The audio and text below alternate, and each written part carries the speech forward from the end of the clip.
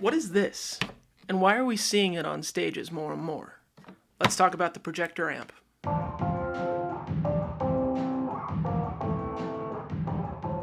Alright, hi, my name's Daniel McLaughlin. Welcome to my YouTube channel.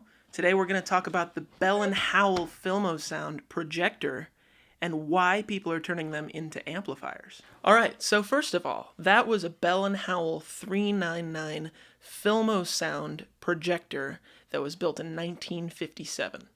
Bell & Howell was a company founded in 1907 that built projectors. You'd often find them in schools, in classrooms, maybe in small offices. Now, Bell & Howell, B&H, I thought would be B&H Photo and Video. But no, they're still around today making parts for projectors.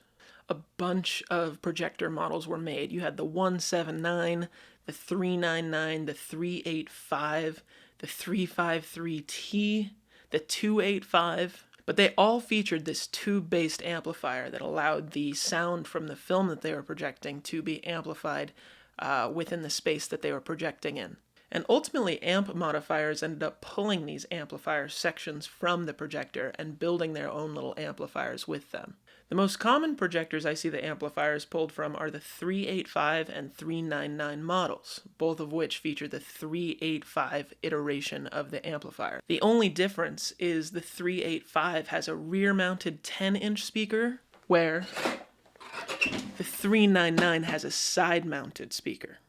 By the way, this is just the housing for my amplifier. You can see how old and kind of decrepit this housing is. It's made of wood. A lot of it is rotting inside. A lot of it looks a little dangerous inside. I didn't really want to touch it. 99 out of 100 of these amps that I see being made are based on the 6v6 tube version of that amplifier. Me being in California, in the United States, that is more common than seeing the EL84 version that was mainly released in Canada. You see a lot more of them up there. Interestingly enough, the first Filmosound conversion that we saw was an EL84 iteration made by this guy named Bernie Raunig. They referred to that as the Bernie amp. And then a guy named Tony Texera with Tex Amps started to make a commercial version of the Bernie amplifier. He called that the Texosound Bernie Custom. And those are still manufactured today. A brand called Atmars Amplification started to put them in a head and cab format. Bill Krinard of Two Rock Amps actually claims to mess with Filmosounds from time to time, and my personal Filmosound is actually based on his design. After I purchased mine, though, I had mine rehoused into an ammo can.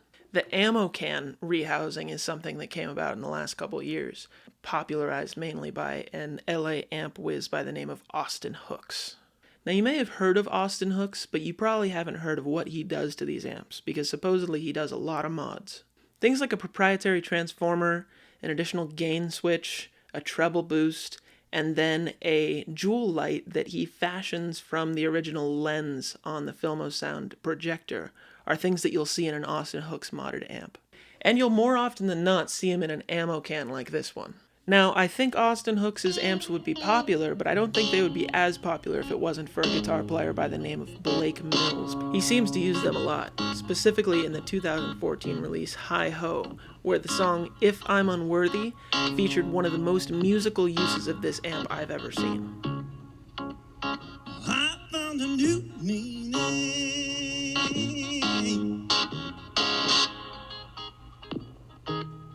for the oldest words in use.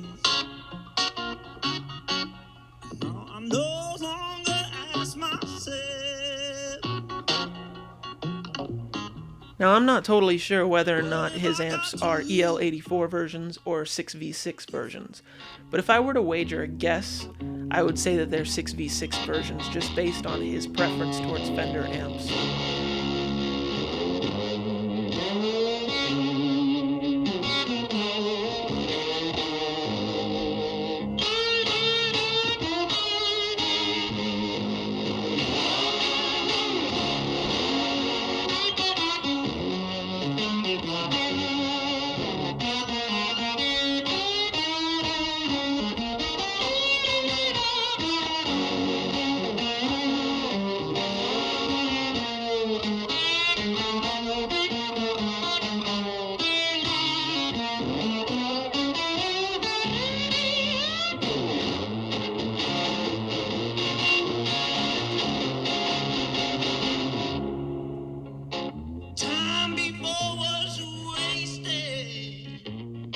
but I wouldn't know. A lot of the Austin Hook stuff seems to be pretty secret. There's supposedly a big waiting list for these amps, and we've seen the price go up in relation to the demand that is there with no supply. Case in point, this amp.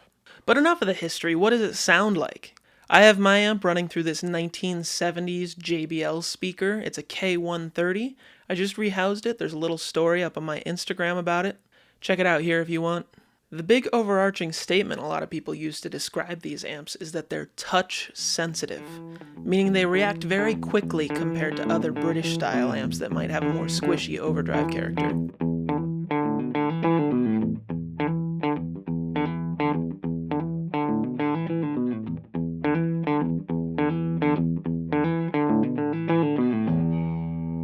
They react very dynamically.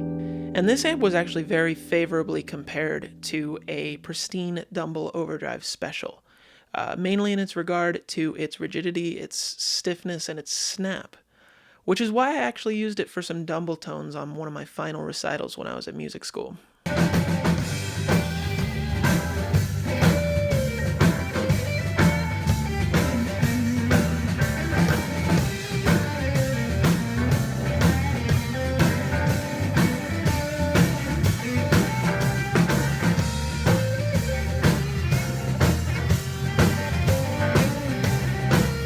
And that snap and dynamic range actually lends itself very well to the character of its edge of breakup tones.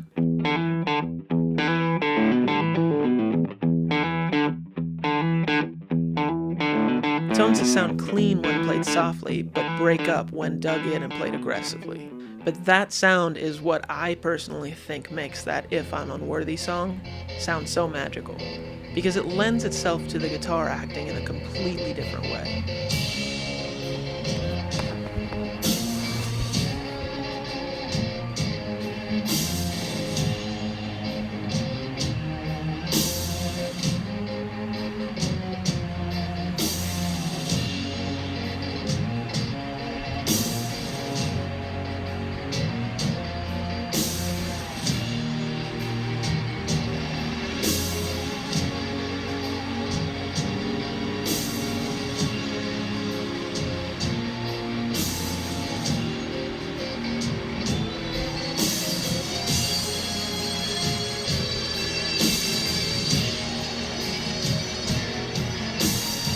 So you're looking for one, you can't find one.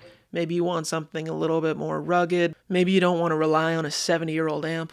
There have been a few products that are trying to emulate this sound or compare really well. The first is obviously the Walrus Audio 385. So the Walrus Audio 385, like the Filmosound 385, it's a pedal that's trying to emulate the overdrive character of the amp, but I noticed that it falls flat on the dynamic level.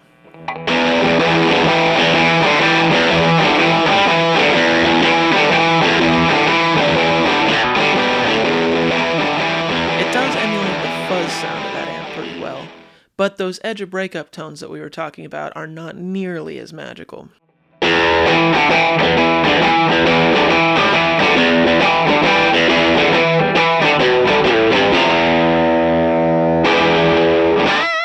I still use it though. I've got it on my pedal board all the time. But I really think it falls flat because it doesn't have that transformer character to it.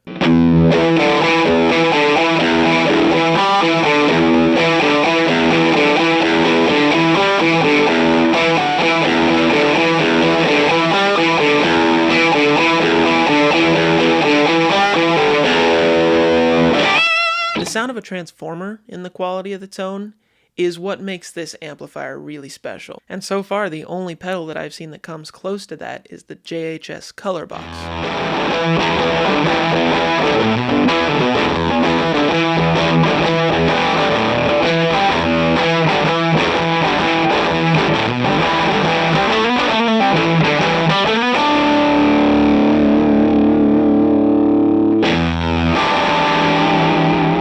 Transformers are firing heavy because there's actually two of them inside each pedal. It compresses and releases in a very similar way to the Filmosound, and I've actually heard a few amp techs tell me that the character of an amplifier is typically linked to how its transformer is performing.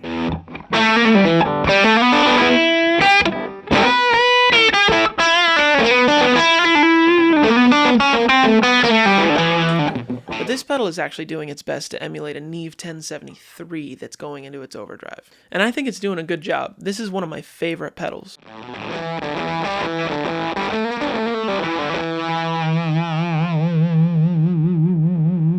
Alright, so the Filmosound 3A5. It's a tricky thing. Not many people know how to handle these. Should you buy one?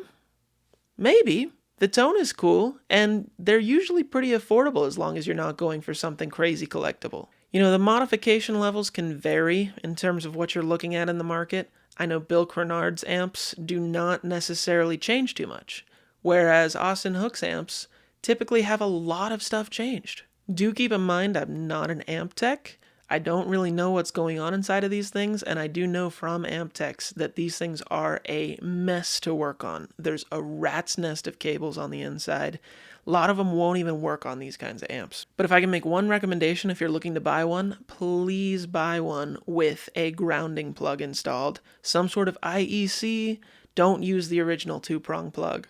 And especially don't go digging around inside if you're not qualified. Cool, so thanks for watching the video. Make sure to like, subscribe, comment, questions. I'm happy to respond to some questions. Maybe send this to some friends who are thinking about buying a Filmosound. Go check out the channel, follow me on Instagram, and I will see you next time.